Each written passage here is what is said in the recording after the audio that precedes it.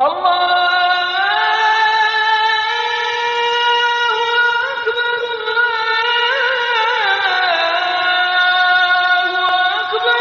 جائے گی.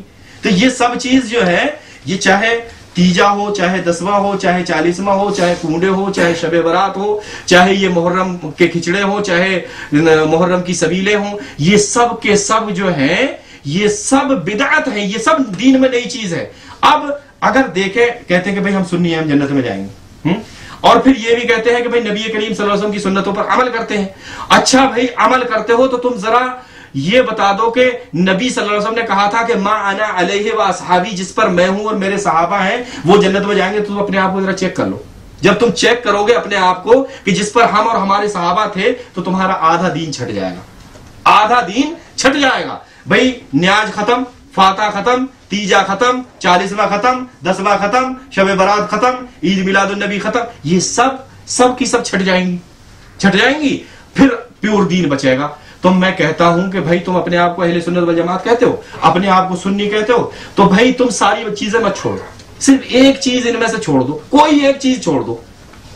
تم ایک چیز چھوڑ کر اب اعلان کر دو پبلک میں، کہو کہ بھائی آج سے میں نیاز فاتح نہیں کروں گا، تم کو لوگ اہل سنت والجماعت کہنے لگیں گے. ایک چیز تم نے چھوڑی گمراہی کی، ساری چیزیں نہیں چھوڑی، تم کو لوگ کہنے لگیں گے یہ راستے سے بھٹک گیا ہے، یہ وہابی ہو گیا ہے. اہل سنت والجماعت، حقیقی جو اہل سنت والجماعت نبی کریم صلی اللہ علیہ وسلم کے زمانے میں تھے، وہ اہل سنت والجماعت تم کو لوگ کہہ رہے ہیں. تمہارا خود بخود نام رکھ دیں گے اہل سنت والجماعت. سمجھ رہے؟ تم کو رکھنے کی ضرورت نہیں ہے، تم کو اپنے اعلان کرنے کی ضرورت نہیں ہے کہ میں سنی ہوں، میں اہل سنت. پبلک کہنے لگے گی کہ یہ سنی ہے، یہ اہل سنت والجماعت ہے. اس کو کہنے لگیں گے جیسے ہی تم بدعتوں کو چھوڑو گے، ایک بدعت چھوڑ دو، اللہ کی قسم ہے ساری بدعتوں کو مت چھوڑو، صرف ایک چھوڑ دو، اور ایک چھوڑ کر تم پبلک میں اعلان کر دو، کہہ دو کہ بھئی آج سے میں یہ کام نہیں کروں گا. راستے میں تم کو چلنا مشکل کر دیں گے. راستے میں جاؤ گے تو راستے میں کہیں گے ارے ابھی تو نے تو یہ چھوڑ دیا، ارے تو راستے سے بھٹک گیا، ارے تو وہابی ہو گیا، ارے تو نے. وہ اصل میں وہ دین میں بڑھائی ہوئی چیز ہے، اور وہ دین میں بڑھائی ہوئی چیز اس نے چھوڑی ہے. نبی کریم صلی اللہ علیہ وسلم کی سنت تو نہیں چھوڑی ہے. اور پھر سنتیں جو ہیں، ان سنتوں پر عمل کرنا، ان کو جو سنتیں ہیں نبی کریم صلی اللہ علیہ وسلم کی، ان کی مخالفت کرتا ہے اور اپنے آپ کو اہل سنت والجماعت کہتا ہے. تو یہ بدعتیں جو ہیں، یہ بدعتیں رائج کی گئیں، یہ بڑھائی گئیں. نبی کریم صلی اللہ علیہ وسلم نے ایک حدیث میں ارشاد فرمایا کہ من عمل عملا لیس علیہ امرنا فہو رد. کسی نے کوئی ایسا کام کیا، دین میں کوئی ایسا کام کیا جو ہم نے نہیں کیا ہے، تو وہ رد کر دیا جائے گا، وہ مردود ہے. ایک اس کی دلیلیں بہت ہیں قرآن حدیث میں، لیکن دلیل اسی کو ملتی ہے جو کہ تلاش کرتا ہے. حدیث میں آتا ہے کہ عبداللہ ابن مسعود رضی اللہ تعالیٰ عنہ جو ہیں وہ کوفے کی جامع مسجد میں پہنچتے ہیں. وہاں دیکھا لوگ جو ہیں کنکری رکھ کے اس کنکریوں کو پڑھ رہے ہیں سبحان اللہ الحمدللہ سبحان اللہ الحمدللہ، ڈھیر لگاتے چلے جا رہے ہیں، کنکریوں کو پڑھ رہے ہیں سبحان اللہ الحمدللہ. انہوں نے کہا یہ لوگ کیا کر رہے ہیں؟ کہا کہ یہ سبحان اللہ الحمدللہ پڑھ رہے ہیں. بولے سبحان اللہ الحمدللہ پڑھ رہے ہیں، اور یہ کیا چیز ہے؟ بولے یہ کنکریاں ہیں، کنکریوں پڑھ رہے ہیں. تو وہ کہتے ہیں کہ ارے اللہ کے بندو، ابھی رسول اللہ صلی اللہ علیہ وسلم کے کپڑے بھی نہیں پھٹے، ابھی رسول اللہ صلی اللہ علیہ وسلم کے برتن بھی نہیں ٹوٹے، اور تم نے بدعتیں ایجاد کر لی. تم کنکریوں پہ سبحان اللہ الحمدللہ کس چیز پہ پڑھا جاتا ہے؟ انگلیوں پہ پڑھنا سنت ہے، تو وہ کنکریوں پہ پڑھ رہے تھے. تو وہ سبحان اللہ، انہوں نے کہا کہ تم نے ابھی سے بدعتیں رائج کر لی. وہ کہتے ہیں کہ اے ابو عبد الرحمن، ہم کوئی برا کام تھوڑی کر رہے ہیں، ہم تو سبحان اللہ الحمدللہ ہی پڑھ رہے ہیں، کوئی غلط کام تو نہیں کر رہے ہیں، کوئی برا کام تو نہیں کر رہے ہیں. انہوں نے کہا کہ اللہ کے بندو، تم جن پر اپنی نیکیاں سمجھتے ہو، جن گٹیوں پر، جن کنکریوں پر تم سبحان اللہ الحمدللہ پڑھ کر تم یہ سمجھ رہے ہو کہ یہ نیکیاں ہیں، وَعَدُّوا بِسَيِّئَاتِكُمْ، تم ان میں اپنی برائیوں کو گنو، اپنے گناہ گنو، ان پہ تم کو گناہ ملے گا. اور وہ پڑھ کیا چیز رہے؟ سبحان اللہ الحمدللہ. آج کا یہ ہوتا تو کہتا ارے یہ بھی وہابی ہے، یہ بھی راستے سے بھٹکا ہوا، کیونکہ یہ سبحان اللہ الحمدللہ کو بھی بدعت بتا رہا.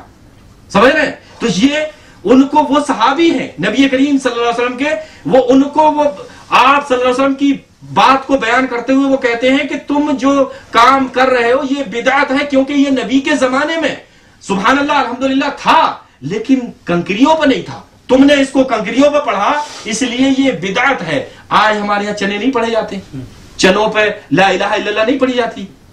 تو جب وہ کنکریوں پہ سبحان اللہ پڑھنا بدعت ہے تو یہ چنوں پر لا الہ الا اللہ پڑھنا یہ سنت, یہ بھی تو بدعت ہے, یہ بھی بدعت ہے. تو اسی طرح سے یہ بدعتوں کی دلیل بہت ہے, لیکن تلاش تو وہ کرے گا جس کو کہ بدعتوں سے بچنا ہوگا, اور جو بدعتوں سے بچنا ہی نہیں ہے اس نے یہ عہد و پیمان کر رکھا ہے کہ بدعتیں چھوڑنا ہی نہیں ہے. اور نبی کریم صلی اللہ علیہ وسلم کہتے ہیں کہ یہ بدعتیں ہم کو جہنم میں, تم کو جہنم میں لے جائیں گی. بدعتیں کہاں لے جائیں گی؟ کلو بدعت ضلالہ کلو ضلالۃ فی النار, ساری کی ساری بدعتیں جہنم میں لے جانے والی ہیں. تو ہم کو چاہیے کہ ان بدعتوں سے ہم ان کو دیکھیں کہ آخر بدعت کہیں ایسا تو نہیں کہ ہم سنت سمجھ کر اچھا عمل کر کے ہم کوئی بدعتیں رائج کر رہے ہیں. اور دین میں کوئی نئی بات بڑھانا, کوئی عمل بڑھانا اور اپنی مرضی چلانا یہ دین میں جائز نہیں ہے. ایک حدیث میں اور آتا ہے کہ نبی کریم صلی اللہ علیہ وسلم کے گھر پر 3 لوگ پہنچے. وہ جا کے عائشہ رضی اللہ تعالی عنہا سے پوچھتے ہیں, کہتے ہیں کہ اے مائی عائشہ, نبی کریم صلی اللہ علیہ وسلم کیسے عمل کرتے تھے, ان کا عمل کرنے کا طریقہ کیا تھا, کیسے عمل کرتے تھے؟ تو انہوں نے کہا کہ وہ نماز پڑھتے تھے, روزہ رکھتے تھے, یہ بتایا پورا عمل. انہوں نے کہا ارے وہ تو اللہ کے نبی تھے, وہ اتنے عمل کر کے تو وہ جنت میں چلے گئے, لیکن ہمارے لیے تو بہت سارے عمل ہم کو اس سے زیادہ کرنا ہے, ہم کو اس سے زیادہ کرنا ہے. ایک نے کہا میں آج کے بعد ہمیشہ نماز ہی پڑھتا رہوں گا, رات دن نماز پڑھتا رہوں گا. دوسرے نے کہا اب ایک دن بھی میں افطار نہیں کروں گا, ہمیشہ میں روزے سے ہی رہوں گا. تیسرے نے کہا بھائی میں تو شادی وادی نہیں کروں گا, شادی کے جھنجٹ میں پڑ گیا تو پھر مجھ سے دین میں کمی ہو جائے گی, اس لیے میں تو کبھی شادی نہیں کروں گا. یہ باتیں نبی کریم صلی اللہ علیہ وسلم نے سنی.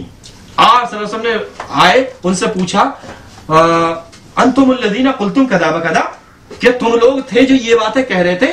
انہوں نے کہا کہ ہاں اللہ کے رسول ہم نے یہ باتیں کہی. آپ صلی اللہ علیہ وسلم نے ارشاد فرمایا, کہا کہ اما واللہ انی اخشاکم للہ, اللہ کی قسم ہے میں تم سے اللہ وحدہ لا شریک سے زیادہ ڈرنے والا ہوں. اما واللہ فانی اخشا للہ, اور میں اللہ سے تم سے زیادہ ڈرنے والا ہوں. واتقاکم لہ, اور میں زیادہ خوف کھاتا ہوں تم سے, اللہ سے. وانی اصوم و افطر, لیکن میں روزہ بھی رکھتا ہوں اور نہیں بھی رکھتا ہوں کسی دن.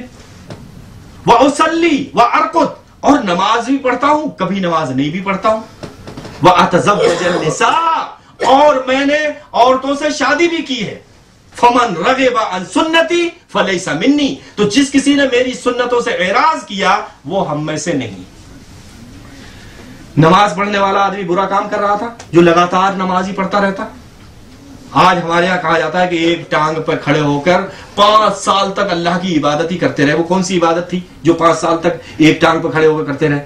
وہ نماز بھی تو نہیں ہو سکتی بھائی. نماز پڑھنے کے لیے بھی تو آدمی جائے گا ہی, اور ایسا آدمی تو اگر آپ حقیقت دیکھیں تو مسلمان بھی نہیں ہوگا, کیونکہ وہ دائرے اسلام سے ہی خارج ہے. وہ نماز ہی نہیں پڑھ رہا, پتہ نہیں کون سی عبادت کر رہا, اور وہ عبادت تو پوری رسول اللہ صلی اللہ علیہ وسلم کے طریقے پر ہی نہیں.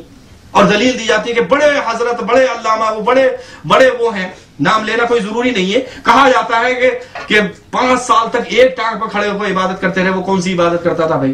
وہ نبی کریم صلی اللہ علیہ وسلم کا طریقہ ہوا؟ نبی تو کہہ رہے ہیں کہ وہ صلی و ارقد, میں نماز بھی پڑھتا ہوں اور کبھی نہیں بھی پڑھتا ہوں. وہ اصوم و افطر, کبھی روزہ بھی رکھتا ہوں کبھی نہیں بھی رکھتا ہوں. اگر کوئی آدمی کہے کہ میں لگاتار روزہ رکھوں گا تو وہ نبی کی سنت پر ہے, وہ غلط ہے. اسی کو نبی کریم صلی اللہ علیہ وسلم نے کہا فمن رغب عن سنتی فلیس منی, کہ جس نے ہماری سنت سے اعراض کیا وہ ہم میں سے نہیں ہے. سنت کیا ہے؟ کبھی روزہ رکھو کبھی مت نہ بھی رکھو, یہ سنت ہے. یہ سنت نہیں ہے کہ لگاتار روزہ رکھتا رہا. ایسا شخص جو لگاتار روزہ رکھے گا وہ جنت میں نہیں جائے گا. عبداللہ بن عمر رضی اللہ تعالیٰ عنہ کے بارے میں آتا ہے غالباً کہ وہ ان کے بارے میں ان کی شکایت کی, ان کی بیوی نے شکایت کی.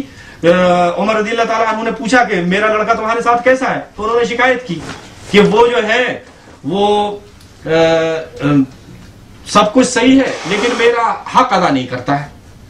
تو انہوں نے کیوں؟ کہ رات بھر وہ نماز پڑھتا ہے, دن بھر روزے رکھتا ہے. نبی کریم صلی اللہ علیہ وسلم نے سے عمر رضی اللہ تعالیٰ عنہ نے شکایت کی. عمر رضی اللہ تعالیٰ عنہ نے شکایت کی, رسول اللہ صلی اللہ علیہ وسلم نے ان کو بلایا, کہا کہ بھئی تم کیا کرتے ہو؟ انہوں نے کہا کہ میں یہ کرتا ہوں, ہمیشہ دن بھر روزے رکھتا ہوں, رات کو نمازیں پڑھتا رہتا ہوں. تو کہا کہ دیکھو یہ طریقہ ہمارا نہیں, یہ طریقہ ہمارا نہیں. اگر تم یہی کرتے کرتے زندگی بھر کرتے رہے تو تم جنت میں نہیں جاؤ گے, جنت میں نہیں جاؤ, کیونکہ یہ طریقہ نبی کریم صلی اللہ علیہ وسلم کا طریقہ نہیں ہے کہ تم لگاتار روزے رکھتے رہو. تمہاری بیوی کا بھی تمہارے اوپر حق ہے, تمہاری آنکھوں کا بھی تمہارے اوپر حق ہے, ان کے بھی حق ادا کرو تم. یہ اگر حقوق ادا نہیں کرو گے تو کل قیامت والے دن تو پکڑے جاؤ گے. تو اس لیے جب تم کو نیند آنے لگے تو سو جاؤ, جب تم پریشان ہو جاؤ تو پھر روزہ رکھنا ڈیلی ضروری نہیں ہے. ایک صحابی کا واقعہ آتا ہے بڑا اچھا حدیثوں میں, کہ وہ صحابی جو تھے انہوں نے رسول اللہ صلی اللہ علیہ وسلم کے پاس گئے. انہوں نے کہا کہ اے اللہ کے رسول, مجھے روزہ رکھنا بڑا اچھا لگتا ہے, اے اللہ کے رسول مجھے اجازت دے دیں کہ میں ہمیشہ روزے رکھا کروں. آپ صلی اللہ علیہ وسلم نے کہا کہ دیکھو یہ اچھی بات نہیں, یہ لگاتار روزے رکھنا یہ ضروری نہیں ہے تمہارے لیے. تم ایسا کرو کہ ہفتے میں 1 روزہ 2 روزے رکھ لیا کرو, ہفتے میں کافی. انہوں نے کہا اللہ کے رسول میں اس سے زیادہ کر سکتا ہوں. تو آپ صلی اللہ علیہ وسلم نے کہا, پہلے بتایا کہ مہینے میں 3 روزے رکھ لیا کرو, 1 سال کے روزے کے برابر ہو جائیں گے. انہوں نے کہا میں اس سے زیادہ طاقت رکھتا ہوں. تو آپ صلی اللہ علیہ وسلم نے کہا ہفتے میں 2 روزے رکھ لیا کرو. انہوں نے کہا اللہ کے رسول میں اس سے بھی زیادہ طاقت رکھتا ہوں. پھر آپ صلی اللہ علیہ وسلم نے کہا کہ اچھا تو ایسا ہے, تم وہ جو داؤد علیہ السلام جو روزے رکھتے تھے وہ رکھ لیا کرو, 1 دن روزہ رکھو 1 دن افطار کرو. اب یہ حکم ہو گیا نبی کریم صلی اللہ علیہ وسلم کی طرف سے کہ آپ جو ہیں 1 روزہ رکھیں اور 1 چھوڑیں. اب یہ چھوڑ بھی نہیں سکتے لگاتار. اب وہ صحابی بڑھاپا آ گیا ان پہ, اب بڑھاپا آ گیا, اب ان کے لیے روزہ رکھنا بڑا مشکل ہو گیا. تو وہ کہتے تھے کہ کاش میں نبی کریم صلی اللہ علیہ وسلم کی بات کو مان لیتا, کاش میں نبی کریم صلی اللہ علیہ وسلم کی بات کو مان لیتا. آج میرے لیے بڑا مشکل ہے یہ 1 روزہ رکھنا اور 1 چھوڑنا, اور میں چھوڑ بھی نہیں سکتا ہوں کیونکہ میرے لیے حکم ہو گیا نبی کریم صلی اللہ علیہ وسلم کا. تو دیکھیں یہ دین اسلام جو ہے یہ فطرت ہے. اسلام ایک دین انسان کی فطرت کے مطابق اللہ تعالیٰ نے اس دین کو رکھا ہے, اور نبی کریم صلی اللہ علیہ وسلم کے سامنے جو پیغام بھیجا ہے وہ فطری پیغام ہے جو انسان کی زندگی کے اور انسان کے عین مطابق ہوگا, وہ اس کے عین مطابق ہے. تو جو حکم اللہ تعالیٰ کی طرف سے آئے ہیں وہ انسان کی فطرت کے مطابق ہیں. تو اس لیے ہم کو چاہیے کہ جو دین نبی کریم صلی اللہ علیہ وسلم لے کر آئے ہیں ہم کو اسی دین پر عمل کرنا چاہیے. اب بدعتی جو ہے, جو ان بدعتوں کو کرتا ہے, ایسے آدمی کو کیا کہتے ہیں؟ بدعتی کہتے ہیں. تو ایسا شخص جو ان بدعتوں کو کرتا ہے اس کو بدعتی کہتے ہیں. اب اس سے نقصان کیا ہے؟ نقصان, سب سے بڑا نقصان تو یہ ہے کہ اللہ وحدہ لا شریک کی حکم کی عدولی, حکم کی نافرمانی ہوتی. اللہ نے کہا کہ دین الیوم اکملت لکم دینکم, کہ آج کے دن میں نے تمہارا دین مکمل کر دیا, لیکن وہ کہتا ہے اس دن مکمل نہیں ہوا بلکہ اب مکمل ہوا ہے جب ہم یہ چیز کرتے ہیں. دوسری چیز یہ ہے کہ بدعتی جو ہے وہ نبی کریم صلی اللہ علیہ وسلم کا گستاخ ہے, اور گستاخ ہی نہیں بلکہ وہ نبی کریم صلی اللہ علیہ وسلم کے سے جو ہے مقابلہ کرنے کے لیے کھڑا ہوتا ہے. وہ کہتا ہے کہ نبی یہ دین لے کر آئے, اس سے اچھا دین ہمارے پاس ہے. یہی تو کہتا ہے. یا تو وہ جو عمل کرتا ہے وہ گمراہی میں کرتا ہے, یا یہ سوچ کر کرتا ہے کہ نبی کی شریعت سے اچھی شریعت ہم بنا سکتے ہیں, جبکہ نبی کریم صلی اللہ علیہ وسلم نے ارشاد فرمایا کہ لیسا من شیء یقربکم الی الجنہ. یہ حدیث نبی کریم صلی اللہ علیہ وسلم نے اس حدیث کو بڑے ہی اچھے انداز میں بیان کیا. کہا یا ایھا الناس, اے دنیا کے انسانوں, لیسا من شیء یقربکم الی الجنہ ویبعدکم من النار الا قد امرتکم بہ. دنیا میں کوئی بھی ایسی چیز نہیں ہے جو تم کو جنت میں لے جانے والی تھی اور میں نے تم کو بتانا دی.